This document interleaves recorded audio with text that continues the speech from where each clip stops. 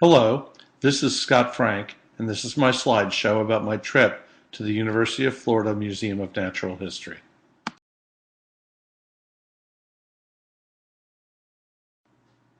As our reading assignment pertained to the theory of evolution, we were instructed to visit the Hall of Florida Fossils.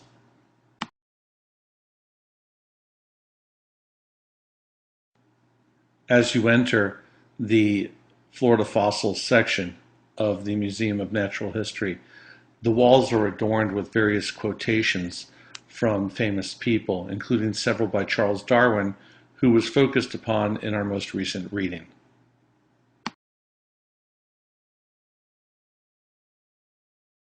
As you can see from this quote by Darwin, he is clearly addressing his theory of descent with modification, and that everything has come from one ancestor common to all life forms on the planet, talking about the indelible stamp of his lowly origin when referring to man.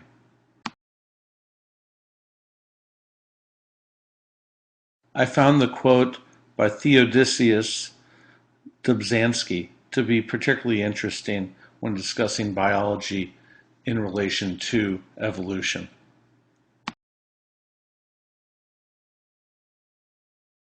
What I particularly found interesting was the inclusion of several religious quotes, including a verse from the book of Job, and also one from Pope John Paul II, where it talks about recognizing evolution. Of course, the lawyer in me believes that an argument could actually be formulated that joins not only a religious point of creation, but evolution in conjunction with that point.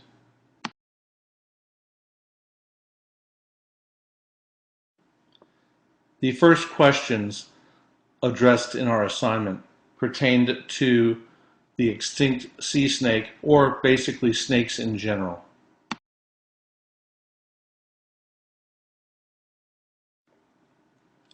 As you can see from the information depicted here in snake origins, paleontologists believe that snakes probably arose from early ancestors of monitor lizards. Also, they talk about the fact that pythons have retained their rudimentary hind limbs for the purposes of using them not only during combat, but also for mating.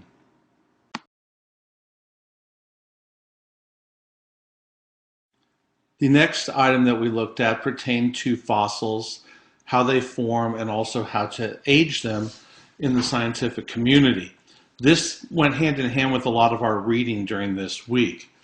And in addressing the absolute ages of fossils, it instructed us how the scientific community uses a decay rate or a half-life of certain radioactive isotopes, and that these isotopes break down at constant rates and then change into other elements during that decay process. And then by measuring the amount of the secondary element, you're able to calculate an absolute age of those fossils. It also talked about trace fossils, which are evidence of past biological activity without any actual remains of an organism being present. And examples of that would be dinosaur footprints or petrified burrows from marine worms. Finally, this presentation talked about the contribution of certain woolly mammoth remains to paleontologists at this time. And it's in situations where these woolly mammoths are entombed in a glacier. So you're not only just getting the durable remains of the animal, like bones or teeth, but you also get the original soft tissue, which is extremely useful as a source of ancient biochemicals, including DNA, which we've also studied.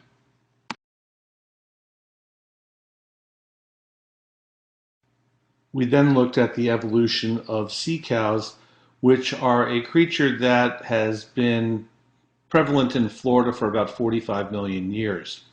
The interesting aspect of this is that it says that sea cows were derived from four-legged land mammals.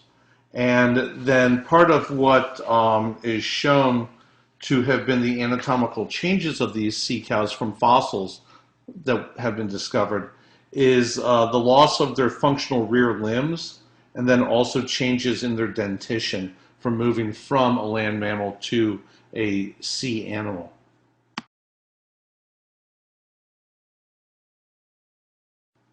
Here you can see a close-up view of the changes over the evolutionary time period for the sea cow. And what I found interesting about this is that generally when you think of evolution, you think of going from the water to the land, and this clearly was going in the other direction, which I found intriguing but also strange.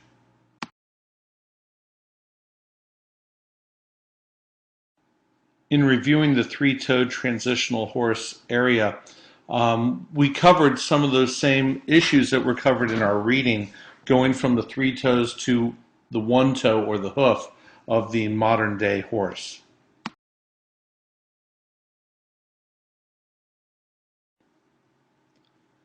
Our question posed in this particular diagram was why is having more fossils better? Because there's a lot of fossils that have been discovered with regard to the horse species.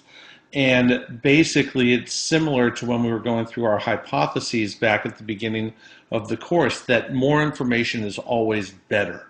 And so in this particular case, the diagram or the presentation shows that more samples allows a scientist to examine more and to learn more, and that you can understand more variations within a particular species by having more fossil evidence.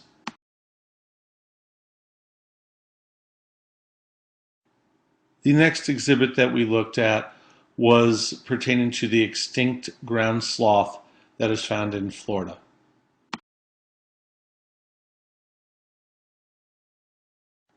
The modern tree sloths are generally including the two-toed sloth and the three-toed sloth, which are more indigenous to Central and South American jungles. Most of the ones that would be in Florida are those which are in captivity.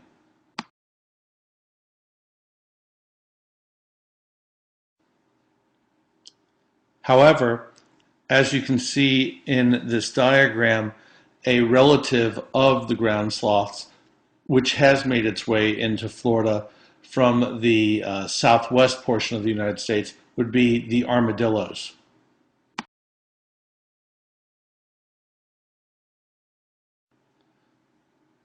This is a picture of one of the fossils of probably a quite distant relative of the armadillos, but it clearly shows a similarity to it, but it is much bigger than you would imagine from this photo.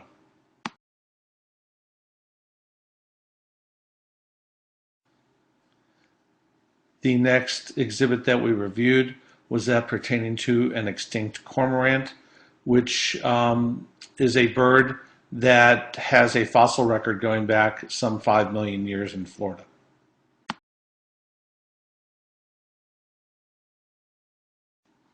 The question that was posed pertaining to this exhibit was why bird bones are not often fossilized. And the reason is that in order to allow for flight, the bones of a bird are much more thin-walled. They don't have the internal struts that provide the necessary strength that you have in mammals.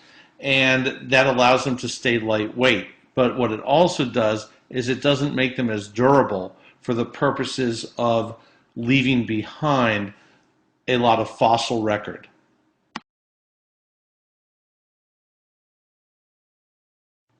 The final exhibit that we were directed to was that pertaining to the giant ground sloth, and particularly the claw. But this is one huge animal that existed back then.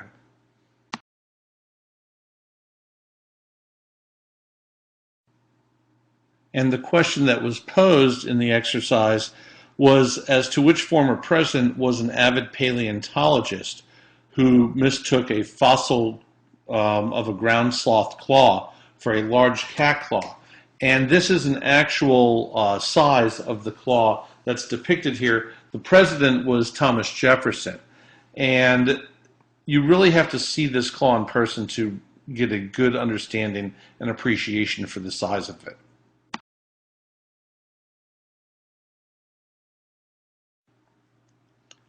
This exhibit depicts the size of the giant ground sloth, and from the prior reading, It's about 15 feet high, and these guys ran about 6,000 pounds, the females being slightly smaller.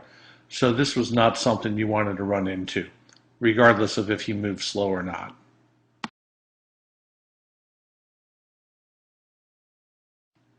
In closing, I just want to say that the visit to the Museum of Natural History was very enlightening because of the fact that, what you get from the readings, this really augments it. It adds to it. You get to see things right up in front of you, and it's not just the reading; it's actual another understanding of it by being able to visualize it. I know it meant a lot to me, and I know that the jaws of this sea creature have nothing to do with it, but they were huge, and I thought it was pretty cool. And quite frankly, I'm 6'4", and you can see me in the reflection, completely encased within the jaws of this great fish.